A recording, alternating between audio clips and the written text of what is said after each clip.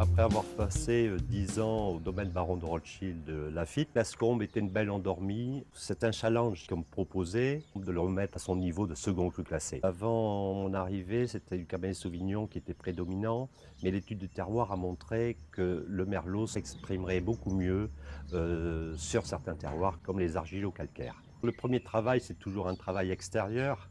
Cette maturité, on l'a en faisant des effeuillages. Cette concentration, nous l'avons en faisant des vendanges vertes. Ensuite, nous avons quelques techniques qui sortent peut-être un petit peu de l'ordinaire par rapport à la région de Bordeaux.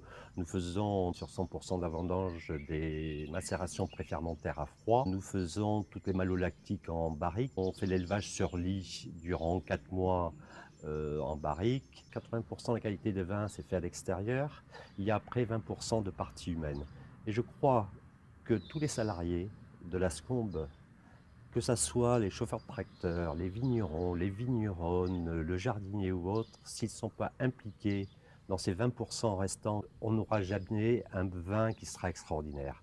Bien sûr, nous avons des ordinateurs, nous avons un laboratoire pour analyser les sucres, l'acidité ou autre, mais toutes les décisions, c'est les papilles. On ne va jamais vendanger une parcelle sans qu'on soit à 3 ou 4, aller déguster le raisin. C'est les papilles qui vont prendre cette décision de vendange, cette décision de date de soutirage. Alors j'ai la grande chance de faire le style de vin que j'aime.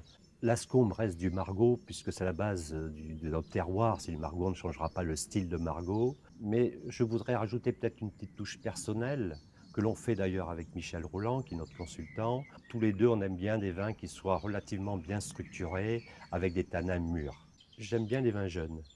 Et je n'ai pas honte d'ouvrir un Lascombe 2011, un Lascombe 2009.